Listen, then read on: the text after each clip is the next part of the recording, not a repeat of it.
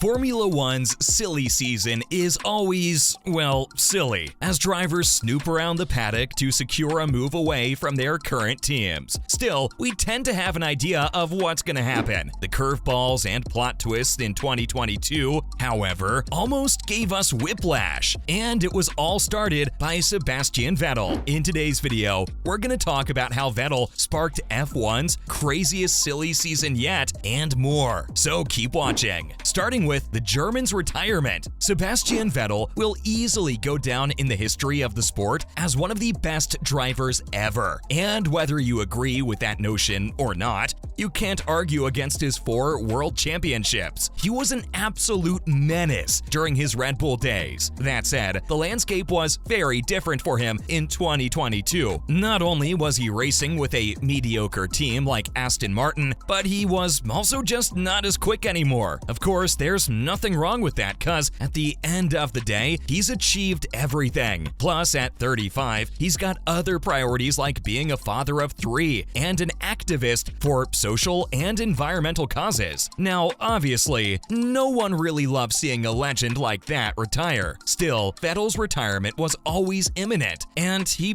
probably knew that too. What he didn't know, however, was just how impactful his peaceful and low-key announcement would be. In fact, just 2 days after he announced his retirement, all hell broke loose as the classic driver merry-go-round started spinning like there was no tomorrow. From Alonso's plan to Piastri's betrayal, it was utter chaos. Let's not get too ahead of ourselves just yet though, because to really get the gist of Vettel's involvement in this year's silly season, we're gonna have to go back to the start and see how the dominoes fall. Up next, plan and Piastri's denial. Vettel announced his retirement on July 28, 2022, and merely 3 days later, on the 1st of August, Alonso announced his plan. Yep, he was leaving Alpine to sign a multi-year contract with Aston Martin to sit in Seb's vacant seat. Now, we all knew Alpine was going to replace the Spaniard, but the way they went about doing it wasn't exactly tasteful. Apparently, they didn't even inform Alonso about their decision, and were just gonna kick him out of the team one day. But of course, you can't outsmart a wily old fox like him, so he was 2 steps ahead of them and left the team himself. This announcement came completely out of the left field, and even the French team didn't see it coming. That's when Oscar Piastri stepped into the spotlight the following day. Turns out, there was some dispute between Alpine and McLaren,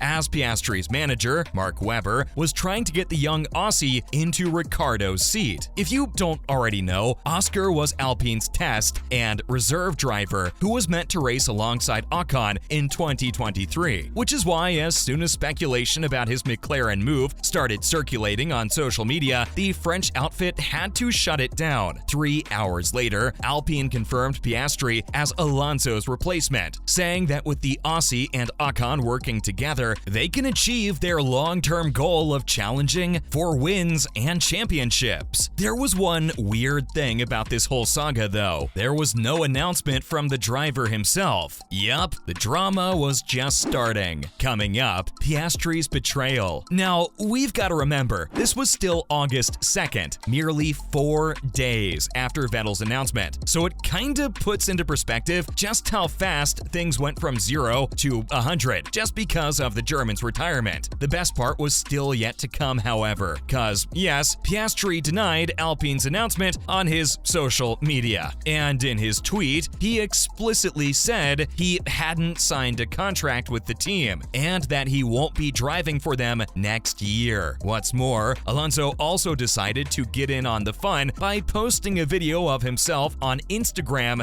grooving to a tune with the lyrics, "It feels like summer." This, of course, poured more fuel onto the rumors that Ricciardo's position at McLaren was in jeopardy. Things did start to cool down a bit after this, as the matter was left to the contract recognition board to resolve. Also, while there were comments from Otmar Szafnauer saying he expected more loyalty from Piastri, things were mostly pretty chill, cause we all knew how it would pan out. Moving on, farewell Ricciardo. Fast forward to September 2nd. McLaren was declared winner aware of the Piastri tug-of-war by the CRB because apparently his Alpine contract wasn't as robust as some people had previously thought. Hence, Ricciardo's exit from the team was solidified, as Oscar was confirmed as Lando Norris's partner for 2023. Not to mention, the 21-year-old also posted a statement saying he was extremely excited to be making his F1 debut with a prestigious team like McLaren. Now, while this saga was sorted, there was still some trouble brewing elsewhere. Alpine still didn't know who was going to partner with Ocon for next season, and with Danny Rick, Pierre Gasly, and Mick Schumacher all competing for the seat, there was a lot at stake for everyone involved. That's when Helmut Marko stepped into the ring, saying he was prepared to release Gasly from Red Bull's driver program for a move to Alpine. Not to mention, he also identified IndyCar racer Colton Herta as his preferred replacement for the Frenchman. Sadly for him, the FIA had other plans, cause they weren't ready to budge on the super license criteria, putting Gasly's move in limbo land yet again, following up the calm before the storm. While the whole Gasly drama was going down, we had another contender coming for a grid spot in Nick de Vries. The Dutchman had a stellar debut with Williams, changing everyone's opinions about him, and now Helmut Marko finally had a replacement for the Frenchman at AlphaTauri. What's more, it didn't take them long to hash out a deal, so by October, all the puzzle pieces were essentially in place, with Gasly heading to Alpine and de Vries slotting in next to Yuki Tsunoda. But of course, this is Formula One, and you can't not have controversy in this sport. Turns out, Gunther Steiner was having second thoughts about Mick Schumacher and wanted to kick him out of the team. Not to mention, Williams also announced that Latifi was leaving the team at the end of the season. And just like that, within the blink of an eye, we had 2 more free spots on the grid. Oh, and we're not even going to get into the Ricciardo drama because he was weighing the possibility of being a Mercedes reserve driver too. The next couple of months felt like an eternity as we barely got any upgrades. But as soon as Abu Dhabi rolled around, everything was done and dusted. Ricciardo was heading back home to Red Bull as a third driver, Schumacher was being replaced with Hülkenberg, and Logan Sargent got a super license to claim the Williams seat. Still, it's wild how months of constant drama and controversy were triggered by Vettel's retirement, especially considering the fact that he wasn't even planning on being the agent of chaos. Now, for Vettel's admission about Mark Webber. Even though Sebastian caused the chaotic silly season this year, we're still gonna remember him for his incredible racing chops. That said, he wasn't always the wise and wholesome figure that he became in his later years. In fact, he was known for being a bit of a rebel and getting into scraps, kinda like Verstappen. Perhaps his biggest feud back in the day was with his own teammate, Mark Webber. The two had a fractious relationship at Red Bull as they fought for titles. Also, we don't even have to get into the whole Multi-21 incident, as it's widely regarded as one of Formula One's most controversial moments ever. Still, the German doesn't actually hold any grudges toward Webber. Quite the opposite, actually, as the two have grown closer over the years. In fact, according to Seb, the Aussie was there for him from the start and even gave him a lift to the airport after his first F1 test in 2005. Why? Well, apparently, Vettel was so exhausted by the brutal test that he couldn't even hold his neck up. So the two have a very long history together. Finally, Seb still thankful for his relationship with Webber. Now, the German did admit that he didn't always see eye to eye with his Red Bull teammate, but for him, that's to be expected in any competitive sport. Besides, he was still young and didn't have the experience or maturity to deal with those situations better. Still, according to him, Webber was always there to push him forward, whether it was on the racetrack or just generally in his career. And the mere fact that they were able to sustain a period of dominance against traditionally stronger teams like Ferrari and McLaren is a testament to how good they were together. Also, even though there were moments where they disagreed, the overall relationship was still very straightforward, something that helped them build respect for each other and come out of these sticky situations celebrations unscathed. That's a wrap for this video. Do you think any other Formula One silly season tops the one we just witnessed in 2022? Let us know in the comments below. Make sure to give this video a thumbs up and subscribe to our channel for more videos like this. See you in the next one.